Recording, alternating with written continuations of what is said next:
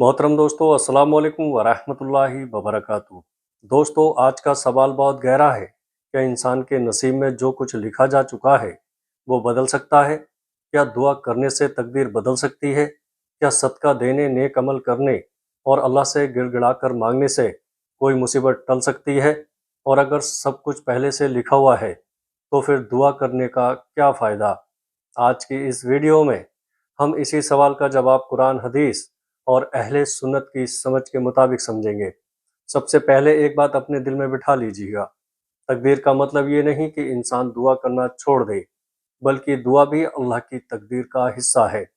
कुरान की बहुत अहम आयत अल्लाह ताला सूरह अर-राद आयत 39 में फरमाता है, यमुल्लाहु मा यशाउ व युस्बित व इंदहु उम्मुल किताब। मतलब अल्लाह जो चाहता है मिटा देता है और जो चाहता है कायम रखता है, और उसके पास उम्मुल किताब है। इस आयत से हमें ये समझ आता है कि अल्लाह के इख्तियार में मिटाना और कायम रखना है। लेकिन यहाँ एक बहुत अहम बात है।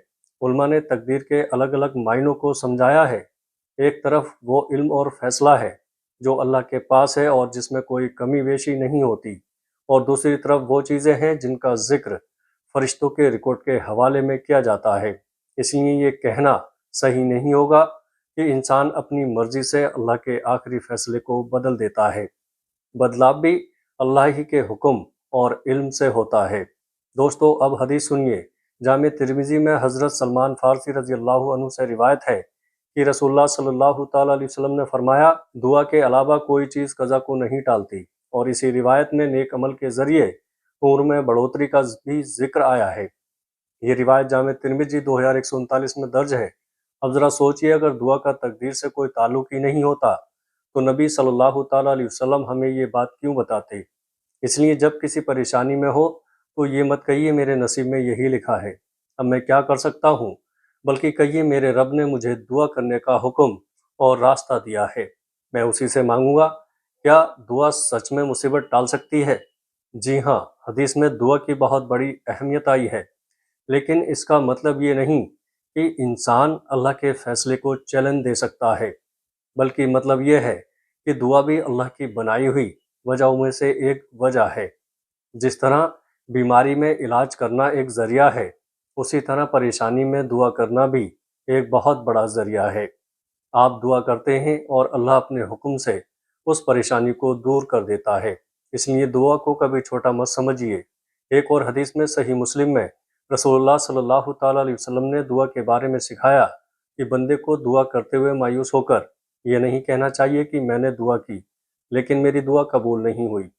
यानी बंदे को जल्दबाजी नहीं करनी चाहिए। कभी हम एक दिन दुआ करते हैं और दूसरे दिन कहते हैं मेरी दुआ कबूल नहीं हुई, लेकिन हमें नहीं पता कि अल्लाह ने हमारे लिए क्या फ़ैसला किया है।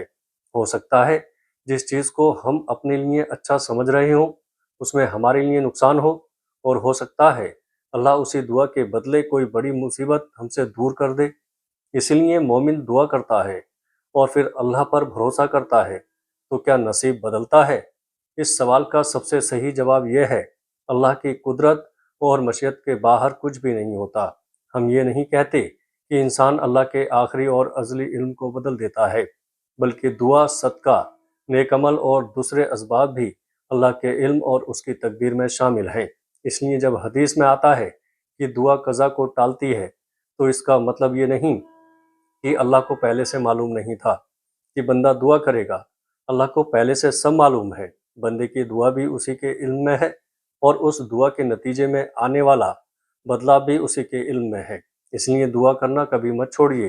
अगर आपकी ज़िंदगी में परेशानी है, अगर कारोबार में नुकसान है, अगर रिश्ते में परेशानी है, अगर नौकरी की तलाश है, अगर कोई जायज़ ज़रूरत पूरी नहीं हो रही, तो ये मत सोचिए शायद मेरे नसीब में नहीं है, बल्कि अल्लाह से मांगते रहिए, क्योंकि हमें नहीं मालूम कि अल्लाह ने हमारे लिए क्या रास्ता रखा है।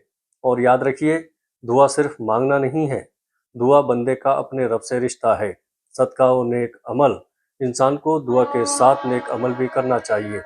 गरीब की मदद कीजिएगा, सदका कीजिएगा, वालिदैन के साथ अच्छा सलूक कीजिएगा, रिश्तेदारों के साथ अच्छे रिश्ते रखिए, नमाज की पाबंदी कीजिएगा, गुनाहों से तौबा कीजिएगा, और सबसे बढ़कर अल्लाह पर भरोसा रखिए। लेकिन کسی بھی نیک عمل کے بارے میں ایسی گارنٹی نہیں دینی چاہیے کہ اتنے روپے کا صدقہ دو اور آپ کی قسمت یقیناً روپ سے بدل جائے گی۔ نتیجہ ہمیشہ اللہ کے ہاتھ میں ہے۔ اگر دعا دیر سے قبول ہو رہی ہے تو میرے بھائیوں اور بہنوں، اگر آپ نے بہت دعا کی ہے اور ابھی تک آپ کی مراد پوری نہیں ہوئی ہے تو مایوس مت ہوئیے۔ صحیح مسلم کی حدیث ہمیں سکھاتی ہے کہ بندہ جلد بازی کر کے دعا چھوڑ نہ دے۔ کبھی اللہ وہی چیز دیتا ہے جو آپ نے مانگی ہے، کبھی اس سے بہتر چیز دیتا ہے، کبھی کسی نقصان کو آپ سے دور کر دیتا ہے، اور کبھی کسی چیز کو اپنی حکمت کے مطابق دیر سے دیتا ہے۔ اس لیے آپ کا کام ہے دعا کرنا، نیک کوشش کرنا اور اللہ پر بھروسہ رکھنا۔ آخری بات دل میں رکھ لیجئے گا، اگر کوئی آپ سے کہے نصیب میں جو لکھا ہے وہ کبھی نہیں بدل سکتا، اس لیے دعا کرنے کا کوئی فائدہ نہیں، تو اس بات کو اتنا آسان بنا کر مت سمجھیے۔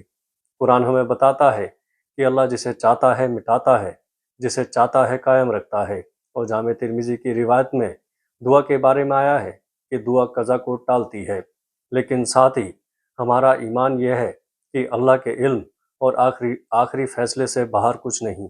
اس لیے بندے کو تقدیر پر ایمان بھی رکھنا ہے اور دعا بھی کرنی ہے۔ تقدیر پر ایمان رکھو لیکن دعا کو مت چھوڑو۔ ہو سکتا ہے جس دروازے کو تم بند سمجھ رہے ہو، اللہ اسی دروازے کو تمہاری دعا کی وجہ سے کھول دے، اور اگر اللہ نے اس دروازے کو تمہارے لیے بند رکھا ہے تو یقین رکھو کہ اس کے پاس تمہارے لیے اس سے بہتر فیصلہ ہے۔ اللہ ہمیں صحیح سمجھ، سچا یقین اور قبول ہونے والی دعا نصیب فرمائے۔ آمین یا رب العالمین۔ السلام علیکم ورحمۃ اللہ وبرکاتہ۔